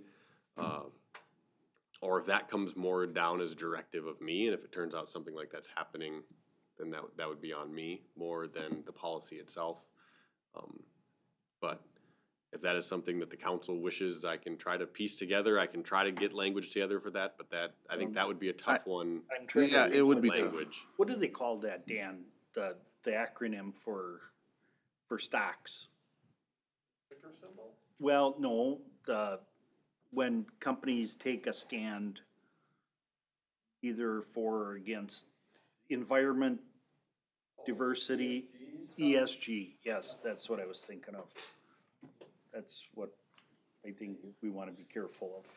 Yeah, I was just giving an example of something that, where it came up in a private company, not in a, but it was, under the guise of this, you know, under sustainability or, you know, some of the other aspects of it. I lost my train of thought here, but I think we know where we're going, but yeah, you're right, it'd be very difficult to put that in there, I guess. Yes. But there still is, I wanna make sure that we're getting the best value for our tax dollars that we can, and we're watching, we're not making decisions based on Agreed. something else and paying a higher cost. Okay, thanks. So what's the pleasure of the council? Do you wanna adopt these policies, or do you want to read them and come back with recommendations, or? Well, we can always change this at later date Yes. if we. Oh, yeah, I mean, policies are, and yeah, I mean, if assuming these are adopted, they'll get moved into the shared drive with all of our other policies that you guys will have access to at all times. And they're livable documents. You made the comment about local purchases. I'm not sure if that was ever written anywhere, but as far as I've been in New Prague, that's always been kind of the standing procedure. That we always give the local people the opportunity. We might not give them The final sale, bid, yep. but give them the opportunity if they sell like goods or services. So I assume that maybe that wasn't never in writing, but I know that Yes. as a business person, that was kind of well known, or. Okay. I don't know if. Yeah, I don't we think need we, to put I that don't in think we writing, have we it in should. writing anywhere. It's just kind of been the past practice of administrators and department heads to do that. I know that we're in a different world where we're buying things online now, and I think we do things through Amazon Business and other services like that, so. It's just difficult sometimes to get competitive on some of these kinds of things, but we should always, our people should always be conscious of that we do have people that pay taxes that run businesses. Correct. All right, so then I would take a motion. Do you want separate approval on those, or? Can we- Probably just for, simplicity's sake of keeping track of stuff. So I'll make a motion to adopt the sustainability policy. Is there a second? Second. There's been a second by Rick. All in favor, or any questions? All in favor, say aye. Aye. Opposed, motion carries. Then I'll make a motion for the sustainable procurement policy. Second? Maggie seconded it, and is there any discussion? Hearing none, all in favor say aye. Aye. Opposed, motion carries. All right. Next item is the special assessment policy update. Yes, so as you may remember, we first adopted this assessment policy here last year, maybe about a year and a half ago. Before that, we'd kind of just been using, well, this is what we'd done previously, and so we're just gonna kind of build on that. This will actually put it down in writing so that way, we're all kind of on the same page a little better. This update is kind of updating for stuff that we didn't necessarily foresee, and in many ways, a lot of these updates actually were brought about by 10th Avenue Southeast.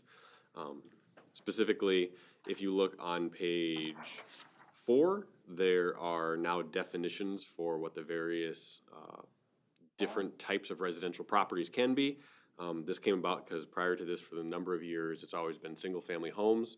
You get down on 10th Avenue Southeast, you start running into apartment-style stuff or twin homes. And so we had to really piece out what assessments could look like for those different types of properties. And then as you get down onto page 6, it actually is specifically calling out what those different types are, with really single-family, which are generally your highest traffic drivers, being your higher assessments, duplexes or twin homes being half of that, and then multifamilies being a quarter of a total assessment. We also discussed triple lot frontage, which we don't have many of those in town, but some of them do appear on 10th Avenue, which is basically where their backyard backs up to 10th Avenue, so they technically have a street on 3 sides of their house. In terms of this, the triple lot frontage would really only give them a corner lot, so it'd be 50% kind of on the 2 lesser streets. A big street like 10th Avenue Southeast, they would not be assessed for that street as they have 0 access to it, and it is more of a collector driving large amounts of traffic. We talked about shared driveway access and just how exactly that would split up assessments, since in many ways, assessments are driven by driveways. We also, while the city has in many ways counted institutional type properties as commercial, we never had the actual words institutional in the policy. So that is just putting that into the policy. And then adding on page 10 some language that's actually a requirement of state law, so that nobody is confused and can't say that wasn't in there. That deferrals must be paid in full within 30 years of the deferral, if they are deferred for reasons of age, disability, or military. So it's, somebody was asking me about this today, and it's not veterans, it's person's military orders. So they have to be called away. I believe so. You know, cause somebody mentioned veterans, and Nope, so, I mean, I guess if the veteran is able to meet the age Yeah. or disability, they Yeah. certainly would be. But the deferral in this particular statute refers to if you were actually called on Yep. duty. Correct. You don't Okay. have to pay your assessment for that time. Would that force people out of their home? Let's say a 22-year-old came back, purchased a home from Afghanistan or whatever, and had this qualification. Would that force, if he didn't have the funds to pay off that in 30 years, he'd have to live, cause it. Yep, yes, so let's say I'm a 25-year-old guy who goes over to Afghanistan for a year, and then comes back. While I was gone, you guys improved my street, and so the assessment would hit. The idea of this, as far as I'm aware, is once they come back, they're no longer away on active duty, so that the assessment starts getting paid as regular. Now, I would assume, and it'll certainly take more interpretations from Scott, kind of on how this would, that 65 years of age, people are living longer than ever. Right. It's totally possible someone Even could hit that. 96. The language we're adding in here is not a city thing. This is actually, that language is directly out of state code. Right. For what they allow for assessments. And so I don't know how that exactly works. And that would definitely take an interpretation, I think, of somebody getting to that age. Because generally the idea is that, okay, we're deferring this, and when that person leaves their home, for whatever reason, that home will get sold, and then the sale of that house will pay off the assessment. That's the general idea of it. Right. I suppose it's always possible somebody could outlive that 65. Well, we were just talking about the 25-year-old veteran that might have a permanent and total disability and gets a 30-year, whatever, if they lost a limb or something, and the last thing I'd want to see is that 30 years later, if they've had this deferral, now they have to sell the house in order to pay or they're forced to sell the house to pay the deferral. No, I mean, I agree, but like I said, like I said, this isn't something I'm making up. This is a right. state regulation, and certainly something we can continue to dig into and see. Because I'm sure if there haven't been challenges or instances of this, there will be sooner than later. And I have a question. So then, let's say somebody defers it. Mhm. It gets deferred with interest, right?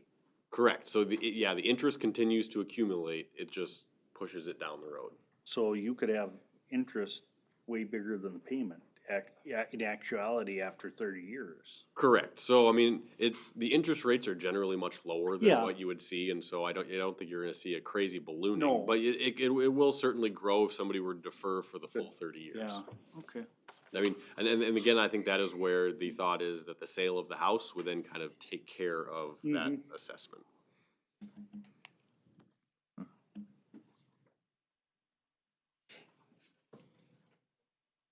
But during the dates of deployment, it wouldn't count for that. Correct, while the person's gone, they would not have to pay. Yeah, that would all have to be refigured, I suppose, yeah. I think you said something about active duty, but that's a different issue.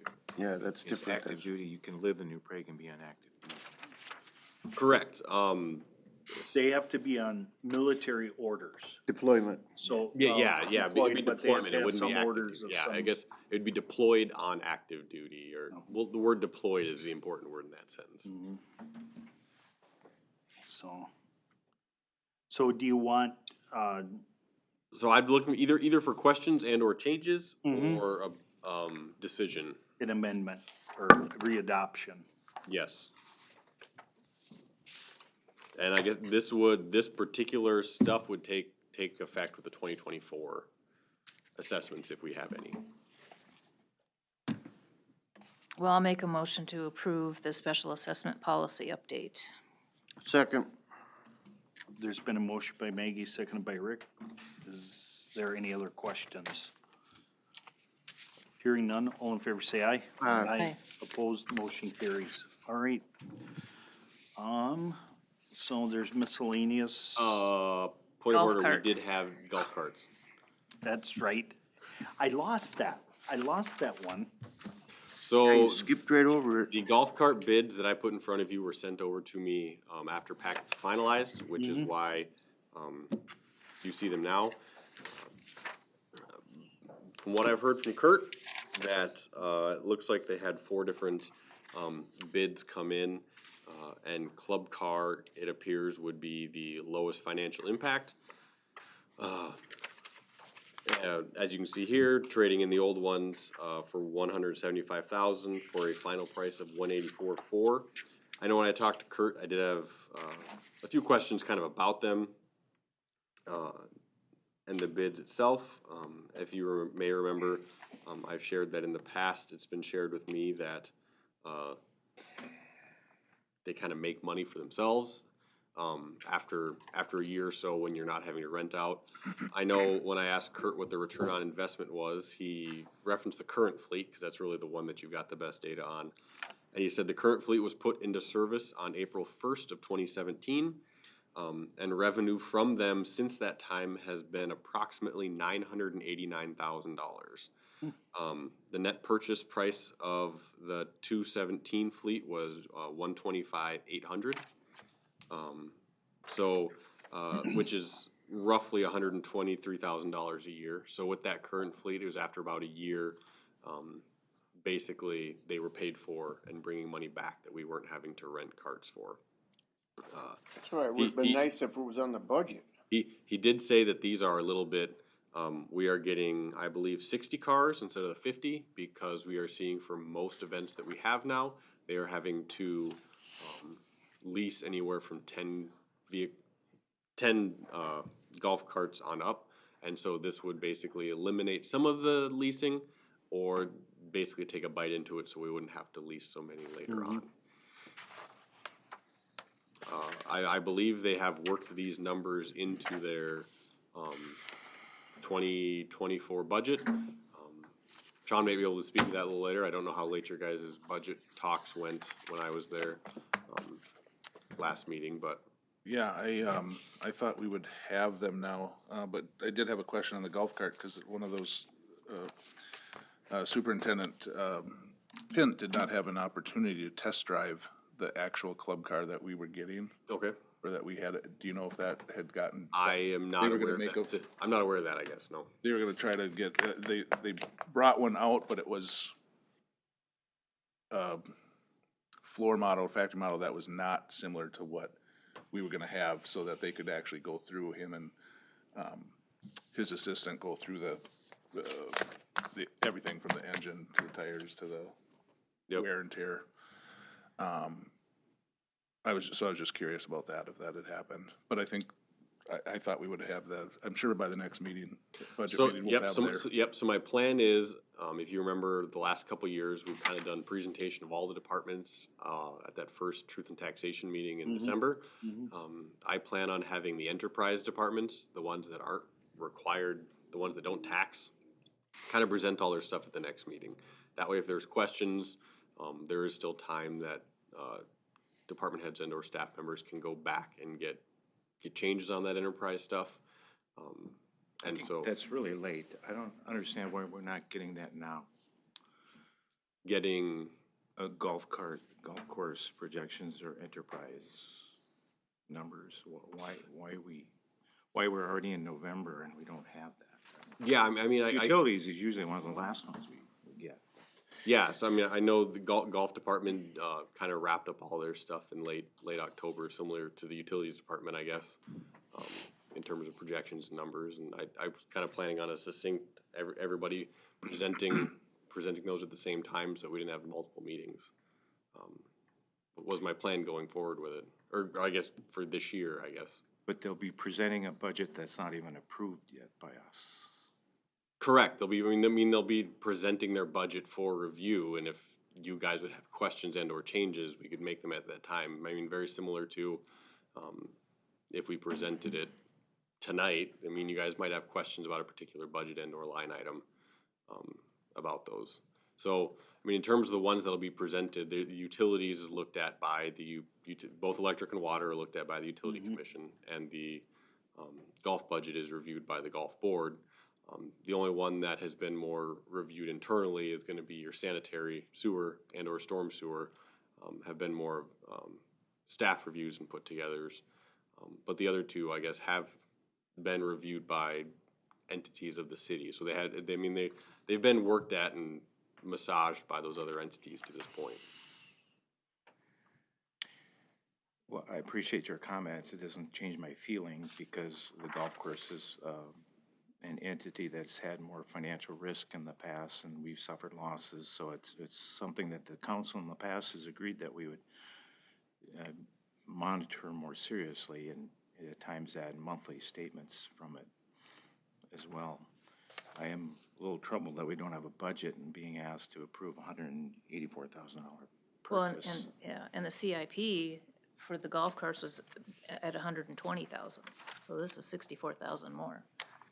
Is there a sense of urgency that has to be approved today, or? I don't think there necessarily has to be, unless Sean heard something different from the board. To be honest, I can't recall if there was a, And I even told Kurt that it may not get approved at tonight's meeting, that you guys may want to review stuff, so. this could be wrong too, but I think the idea is that if we approved the golf cart on this budget, that it would go in on the line item, that could be the only thing that's holding up the rest of the budget from being presented to us. So, As you mentioned this last time, that this might be a thought that it was thinking about, my understanding was that it was gonna be looked at as a cash purchase from cash on hand, not a borrowing, so it wouldn't affect the budget really. It's just cash coming out of the savings, but. Well, yeah, I mean, so I believe that is still the plan, to be Right. cash coming out of savings, in terms of whatever that line item was.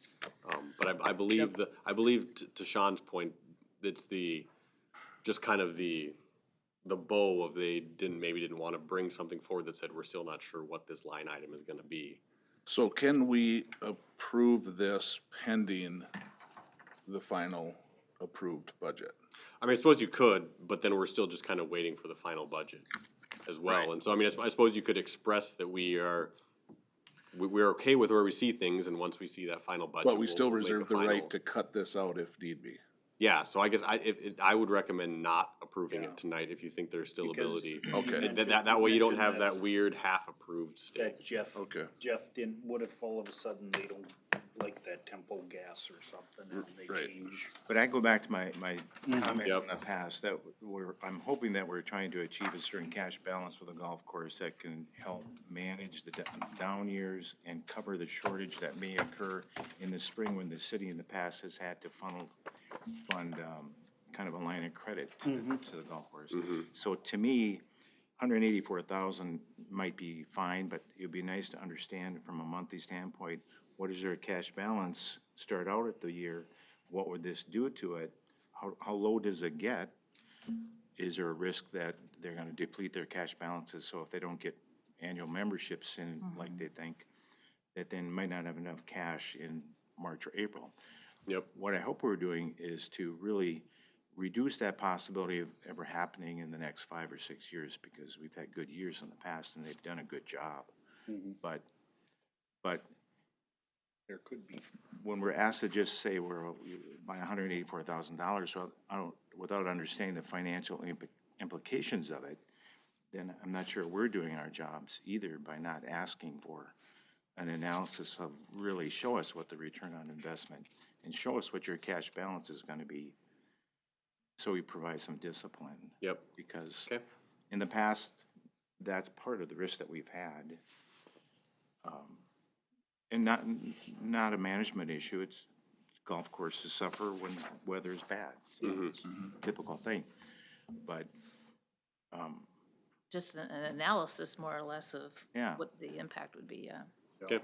if they were coming to a bank for a loan like this wouldn't be enough information to approve a loan for it. Yep. So what were you saying about 120? But that was on the CIP schedule in our budget packets. And that was just an underestimate or what? Well, that's Just an what they estimated for 2024 to spend on golf carts, so.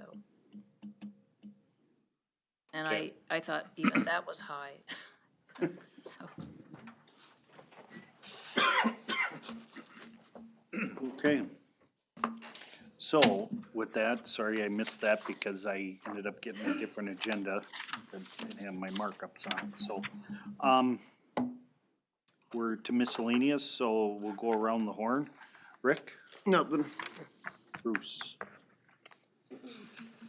I think I mentioned, I'm wondering if we could still get, I think Robin or you did a good job putting together those full-time equivalent sheets. And if we could still get an update of what we project this year and what we project the budget numbers would be for those areas.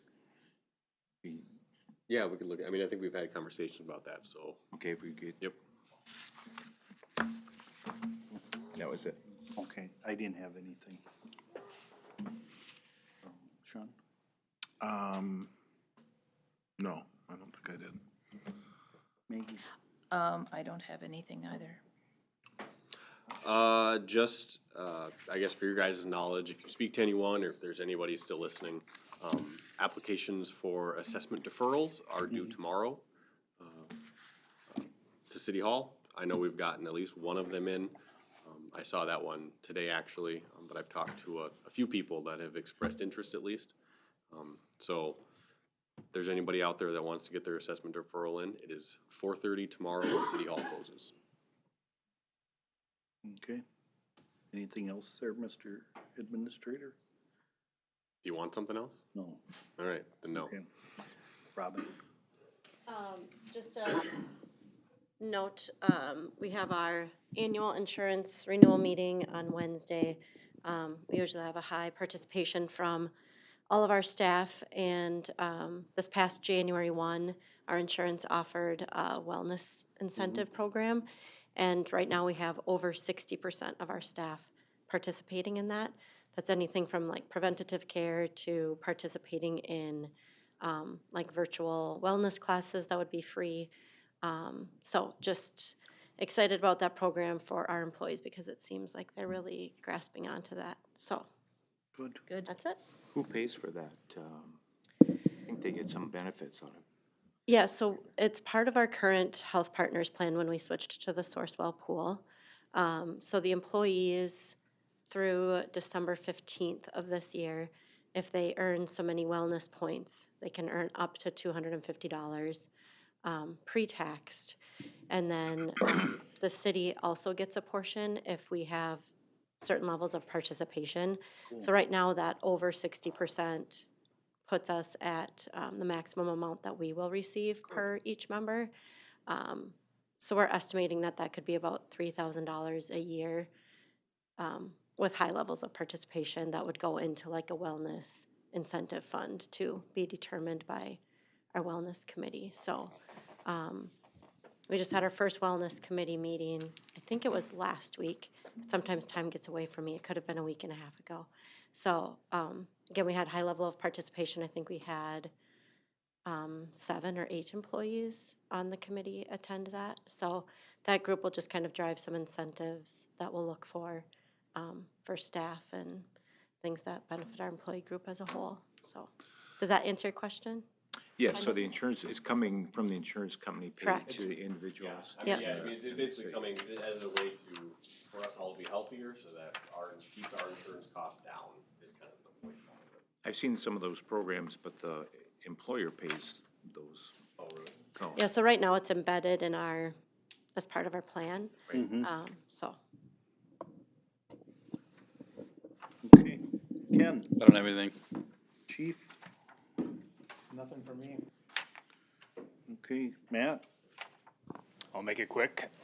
7th Street Northwest, between First Avenue Northwest and 21/4th Avenue Northwest, so that would be like Scott Equipment chart, pole 37, that will be closed tomorrow. That one long block, we had a water main break there about a month ago that heaved up the road, about 2/3 of the road in that section. So we actually are hiring a company to fix about 75 feet of blacktop. So that section of the road will be closed for tomorrow, and all the businesses were notified. But if you guys are driving there and wondering what are all these signs, what's going on, that's what's going on tomorrow. Whose budget does that come out of? That's part of the water main break, so the utilities. okay. That's Thank it. you for fixing that. That gets you kind of a little airborne if you're going the speed limit there. 'Cause yes, it does, so. All right, with that, we have a special meeting afterwards, but I would take a motion to adjourn the regular meeting. Is there a second?